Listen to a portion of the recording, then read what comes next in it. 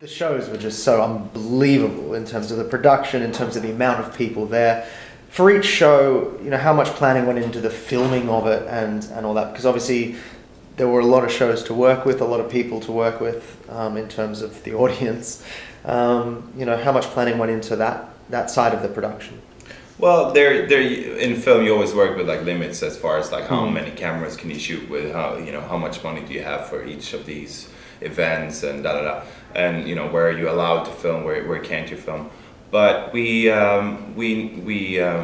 shot the whole tour, you know, basically with me, and I had one second unit director, Carl, and I was very stripped down, just us two, you know, shooting and taking sound ourselves.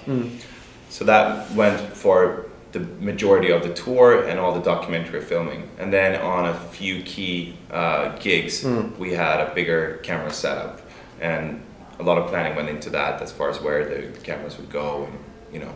The aerial shots the aerial, and things like that. Yeah, exactly. You get to learn what a spider cam is. First time he tells you, like, we're having a spider cam, you're like, what are you talking about? But to be fair, the big wide shots, the big concert shots, are few and far between in a good way. Christian managed to kind of almost put the hit singles as chapter benchmarks throughout the shows, and you do see and understand the scale of what the band did. But like he said, there was 2 cameramen with us. It was not a huge production on purpose because it was so up close and personal what he captured. I've seen the majority of the film. I haven't seen all the film, but it is remarkably intimate. I mean, for such big shows, it's a remarkably intimate documentary. You know, was that something that was considered, you know, in terms of the approach, or is that just natural because you have the relationship with them and they are so comfortable with you and all that? Both, I think. They're very comfortable with having the camera around, and me around, I guess. But I also felt that, you know, we had to make a film that was very honest, and that's the only way that it can become a film that people want to see. You know, you have to be honest, and it can't be like a glossy, polished surface of everything. And it was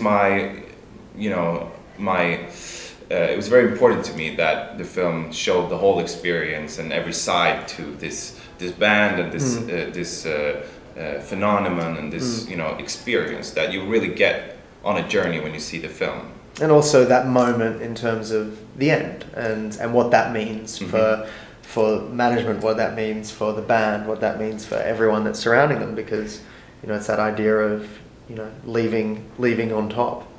Yeah, and them discussing it, like imagine if they hadn't done those last interviews at the hotel before Ultra, like imagine if they hadn't sat down and had to look someone in the eye, whoever that was, and been like, okay, the reason for this, work it through. They would have all needed counselling. Christian was like an on-tour counsellor in a great way. Are you going to start up a counselling company after? You could. Online. I'll do the marketing. There you go. The collaboration continues. Perfect. So the lifespan of this film, where does it go now? Because I know it's getting an interesting release, like simultaneous around the world screenings and VOD. Yeah, very exciting, and it's happening really quickly. Straight from here at South by Southwest, premiering tonight. It goes up in a lot of screens all over the world tomorrow, and then. Yeah, we're really actually quite proud of how we've done it because we've retained complete ownership of the movie with Christian.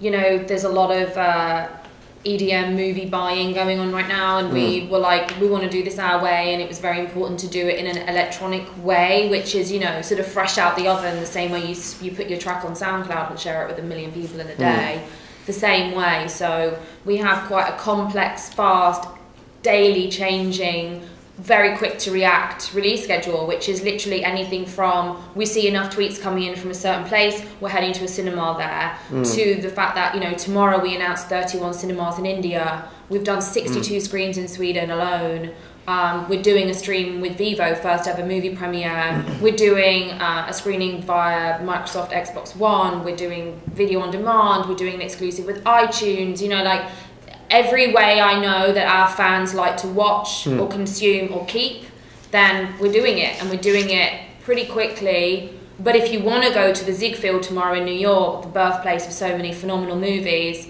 you can do that too, So we we did this kind of multi-layered approach, which literally changes every hour, but in a great way. That's how raves are. And it seems to be how the band's always operated, in some ways. Yeah, that part's true.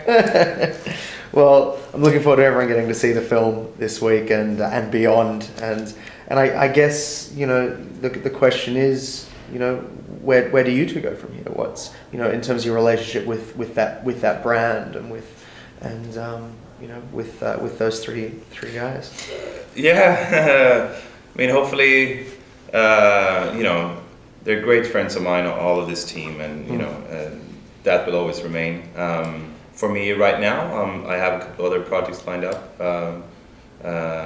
you know, to get going as a filmmaker, and yeah, and then we'll see. And you?